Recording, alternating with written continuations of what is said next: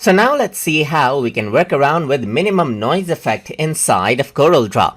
So over here you can see that I have an image, and in order to apply minimum noise effect to it, I'm going to go around under the effects menu right here, and I'm going to go to noise. And over here you can see that minimum is an option.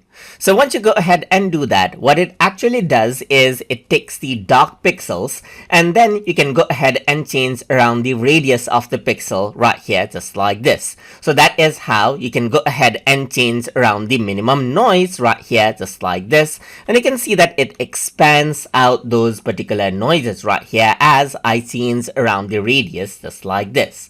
So that is basically it. So you can see that I can change around the percentage so that you can see the opacity of the noise being applied as well. And that is how you can go ahead and work around with the minimum noise effect inside of Corel Draw. So I hope you guys learned something as always. And as always, please like, comment, share, and subscribe.